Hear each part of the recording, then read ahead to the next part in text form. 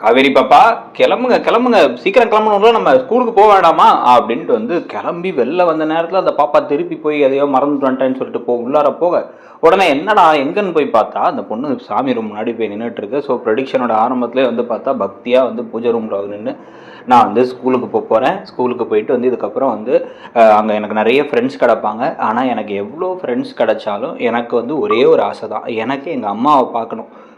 அப்பா அம்மாவை பார்க்கலாம் பார்க்கலாம் பார்க்கலான்னு மட்டும் சொல்கிறாரு. ஆனால் அம்மா கிட்ட கூப்பிட்டே போக மாட்டுறாரு.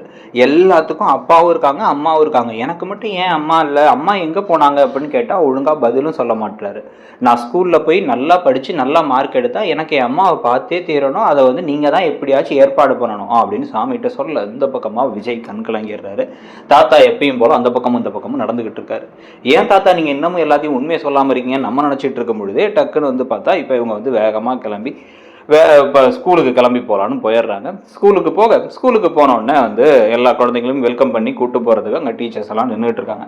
நின்றுட்டு இருக்கும் போதே வந்து எல்லாரும் அப்பா அம்மாவாக வந்து அனுப்பிவிட விஜய் மட்டும் தனியாக குழந்தைய அனுப்பும் பொழுது பாருங்கப்பா, எல்லாருமே அவங்களுக்கு அவங்க அப்பா அம்மா 2 பேரும் வந்து அனுப்பிவிட்றாங்க, எனக்கு மட்டும்தான் நீங்கள் மட்டும் வரீங்க அப்படிங்கும் பொழுதே வந்து அவருக்கு திருப்பி எதுவும் பதிலே சொல்ல முடியாத மாதிரி இருக்கார். சரி இப்போ ஈவினிங் அப்பாவோட நான் பிக் பண்ணிக்கிறேன் அப்படின்ட்டு அவர் அனுப்பிவிட ஸ்கூல் ரொம்ப பாஷான ஸ்கூலில் அவங்க எல்லாம் உள்ளே போயிடுறாங்க. போயிட்டு ஈவினிங் வரைக்கும் வெயிட் பண்ணாமல் இவர் திருப்பி போயிட்டுலாம் வராமல் அங்கேயே உட்காந்துருக்கார். அங்கேயே உட்காந்துருக்கும் பொழுதே வந்து பார்த்தா குழந்தைங்களாம் விட ஆரம்பிச்சிட்டாங்க. இவரும் போய் தூக்கிட்டு வந்து காரில் வச்சு கூப்பிட்டு வரும் பொழுதே வந்து என்ன சொல்கிறாங்க அப்படின்னா வந்து, அப்பா எனக்கு வந்து இப்போ கிளாஸ்லாம் பிரிச்சுட்டாங்க, ஆனால் எனக்கு கிளாஸ் டீச்சர் இன்னும் வரலையாம், அவங்க நாளைக்கு தான் ஜாயின் பண்ணுறாங்களாம், அவங்க நாளைக்கு வந்ததுக்கப்புறமா நாங்கள் அந்த கிளாஸ் போயிடுவோமா, இன்றைக்கி சும்மா சப்ஸ்டியூட் டீச்சர்னு ஒருத்தவங்க வந்தாங்க, வந்து எங்களோட பேரெல்லாம் மட்டும் கேட்டாங்க, நாளைக்கு அந்த மிஸ் வந்தோடனே தான் நாங்கள் போவோமா அப்படின்னோடனே, அப்படியா சரி ஓகே விடு, உனக்காக வந்து பெஸ்ட்டான டீச்சர் வரதுக்கு லேட் ஆகும் போல அப்படின்னு வந்து இவரும் சொல்லிட்டு இருக்காரு. அடுத்த நாள் காலையில் எந்திரிச்ச உடனே வந்து பார்த்தா இவங்க என்ன பண்ணுறாங்க அப்படின்னா வந்து பேப்பர்லேயே வந்து ஏதோ குட்டியாக படம் வரைகிற மாதிரிலாம் அந்த காவேரி பாப்பா வரைஞ்செல்லாம் வச்சுருக்காங்க. என்னடா அது அப்படின்னு கேட்டால், இல்லை எனக்கு புது டீச்சர் வராங்கல்ல, அந்த புது டீச்சருக்கு கொடுக்க தான் அவங்கள்ட்ட வந்து வெல்கம் சொல்ல போகிறேன் நான், அவங்க வேறு ஊர்லேருந்து வராங்களாம் அப்படின்னு சொல்லிட்டு அதை வரைஞ்சி எல்லாத்தையும் எடுத்து போக உடனே சூப்பரா அப்படின்னு சொல்லிட்டு எல்லாம் கூட்டிகிட்டு போகிறாங்க. திருப்பி தாத்தாவுக்கு செல்விக்கு எல்லாத்துக்கும் வந்து பாய் சொல்லிட்டு இவங்க கிளம்பி காரில் போயிட்டு இருக்கும் பொழுதே வந்து, அப்பா நீங்கள் இன்னைக்கு வெயிட் பண்ணுவீங்களா அப்படின்னா, ஆமாம் வெயிட் பண்ணுவேனே நான் அப்படின்னா, வேறு ஏதாச்சும் ஒர்க் இருந்தால் பார்த்துட்டு வாங்க, எதுக்கு அவ்வளோ நேரம் கார்லேயே உட்காந்துருக்கீங்க அப்படின்னா, ஒன்றை விட எனக்கு என்னடா ஒர்க்கு அப்படின்னு விஜயும் சொல்லிட்டு இருக்காரு. ஸோ அவங்க கொண்டு போய் இறக்கி விட்டதுக்கப்புறமா வந்து பாப்பாவும் உள்ளே போயிடுறாங்க. உள்ளார போனதுக்கப்புறமா தான் வந்து பார்த்தீங்க அப்படின்னா ஒவ்வொருத்தங்களே வந்து இப்போ கொஞ்சம் கொஞ்சமாக வந்து அடிப்பட ஆரம்பிக்கிறாங்க. ஸ்டூடெண்ட்ஸ் எல்லாம் கிளாஸ் முடித்து வெளில வரும் பொழுது வந்து, என்னடா அது எல்லாரும் வெளில வராங்க, நம்ம பிள்ளைய மட்டும் காணாமே அப்படின்னு சொல்லிட்டு இவர் டக்குன்னு உடனே இறங்கி வந்து, இல்லை இப்போ தான் ப்ரீகேஜியில் குழந்தை சேர்ந்தா, ப்ரீகேஜியில் இப்போ இன்னும் கிளாஸ் விட்டாங்களா காணாமே அப்படின்னு வந்து சொல்ல, இல்லை அவங்களுக்கு அந்த கிளாஸ் மட்டும் கொஞ்சம் லேட் ஆகுது, அவங்க மேம் புதுசு, அவங்களுக்கு வந்து இப்போ புதுசாக ஏதோ ட்ரை பண்ணுறாங்க, என்னன்னு தெரியல அப்படின்னு வந்து அங்கே இருக்க பியூன் சொன்ன உடனே வந்து, சரி எந்த கிளாஸ் அப்படின்னா, அந்த கிளாஸ் தான் சார் அப்படின்னு சொல்லும் பொழுது இவர் நடந்து அங்கே போகிறாரு. நடந்து உள்ளார போனால் எல்லா கிளாஸ்லேருந்தும் குழந்தைங்க வெளில போயிட்டுருக்காங்க. இந்த ஒரு கிளாஸில் மட்டும் குழந்தைங்க எல்லாம் சேர்ந்து மொத்தமாக ஒரே சமயத்தில் டான்ஸ் ஆடிட்டு இருக்காங்க. ஃபஸ்ட்டு நாளே வந்து பார்த்தா வந்து ஒரு பாட்டுக்கு அழகாக வந்து எல்லாம் சுற்றி வட்டமாக வந்து டான்ஸ் ஆடிட்டு இருக்கிறத பார்த்தோன்னே வந்து அப்படின்ட்டு, நாளைக்கு நீங்கள் எல்லாருமே வந்து திருப்பிங்க வாங்க, வந்தப்புறமா நம்ம வந்து நாளைக்கு நம்ம இன்னைக்கு டான்ஸ் ஆடின மாதிரி நாளைக்கு நம்ம பாட்டும் பாடலாம். ஸோ நீங்கள் வந்து ஸ்கூலுக்கு வர்றது அப்படிங்கிறது ஜாலியாக வரணும், இங்கே வந்தால் நீங்கள் என்ன ரொம்ப ஜாலியாக இருக்க போகிறீங்க அப்படின்னு வந்து சொல்லிகிட்டு இருக்கும் பொழுதே இவர் கிளாஸ் கிட்ட போகிறாரு. கிளாஸ் கிட்ட போனால் அந்த குழந்தைங்களாம் ஒன்றா வேகமாக வந்துகிட்டு இருக்கும் பொழுதே வந்து இவர் எட்டி பார்த்தா எல்லா குழந்தையும் வந்துருச்சு. இந்த காவேரி பாப்பா அவசரமாக பேக்லேருந்து எதையோ தேடிட்டு இருக்கிறத ஒரு விண்டோ வழியாக பார்த்து அந்த குழந்தை நடந்து போய் அது மிஸ்டை கொடுக்க போகுது போல அப்படின்னு இவரும் இப்படி வெளில வந்து இப்படி எட்டி வந்து நடந்து வந்து கதவு கிட்டக்க வரலான்னு போகிறாரு. அந்த மேம் வந்து முதுகு மட்டும் தான் தெரியுது. அவங்க குனிஞ்சு ஸ்வீட் அப்படின்னு சொல்லிட்டு அவங்க கன்னத்தை கிள்ளும் பொழுதே வந்து பார்த்தா இவருக்கு ஒரு மாதிரி ஏதோ படபடப்பாக இருக்குது, என்னன்னே இவருக்கு சொல்ல தெரியல, ஒரு மாதிரி இருக்கு அவருக்கு.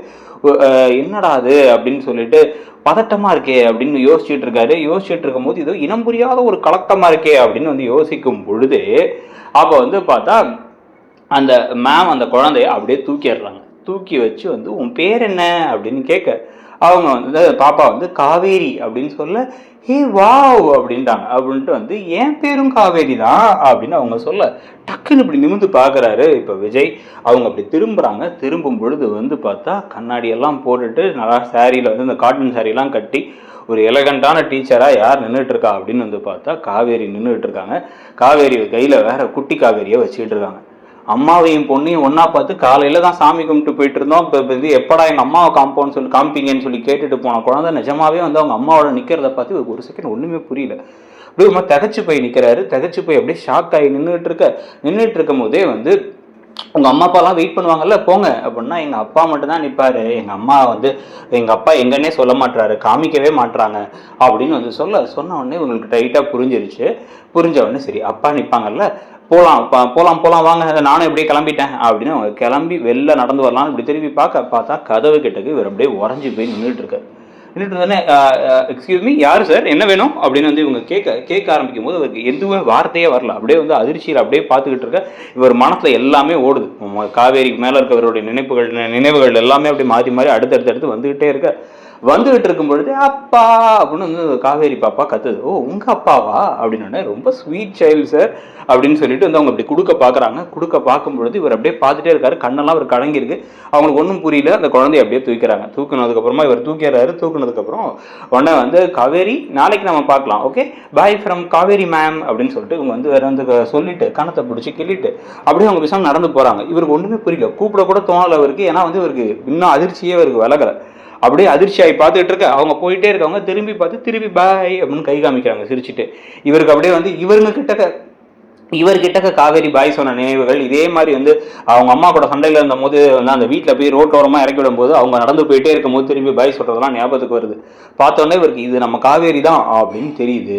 ஆனால் அவங்களுக்கு இவரை யாருன்னு சுத்தமாக தெரியலங்கிறதும் ஒரே குழப்பமா இருக்கு. இதை பற்றி யார்கிட்ட போய் கேட்கறது அப்படின்னு யோசிச்சுட்டு இருக்கும் பொழுதே தான் வந்து பார்த்தீங்க அப்படின்னா வந்து இவங்க பேரும் காவேரி தானாம்பா, என் மிஸ் பேரும் காவேரி, என் பேரும் காவேரி, எனக்கு இவங்களை ரொம்ப பிடிச்சிருக்குப்பா, நம்ம அம்மா இவங்கள மாதிரி இருப்பாங்களாப்பா, ரொம்ப ஸ்வீட்டாக இருப்பாங்களா என் அம்மா அப்படின்னு வந்து கேட்கும் பொழுதே வந்து இருப்பாங்கடா இப்படிதான் இருப்பாங்க அப்படின்னு இந்த மாதிரி இருப்பாங்களா அப்படின்னா இப்படியே தான் இருப்பாங்க அப்படின்னு இவர் சொல்லும் பொழுது இவருக்கு அப்படியே கிட்டத்தட்ட கண்ணீரே வந்தோடனே என்னப்பா ஆச்சு என்னாச்சு அப்படின்னா ஒன்றுடான்னு கண்ணை தொடச்சிட்டு அப்படியே வேகமாக வந்து இப்போ காரில் ஏறி காவேரியை பின்தொடராம நேராக கிளம்பி வீட்டுக்கு போய் என்னதான் உண்மை அப்படின்னு தெரிஞ்சுக்கலாம் அப்படின்னு தாத்தாவை போய் சட்டக்காலரை பிடிச்சி உழுக்குன்னு உழுக்க போறாரா, என்ன நடக்கும் அப்படிங்கிறத பார்க்கலாம். நீங்க என்ன நினைக்கிறீங்க? இந்த கதையில நிறைய லாஜிக் குறைகள் லாஜிக் ஓட்டைகள்லாம் இப்போ தெரியுது. கண்டமேனிக்கு கதையை எங்கெங்கேயோ கொண்டு போகிற மாதிரி இப்போ எழுதி வச்சிருக்காங்க.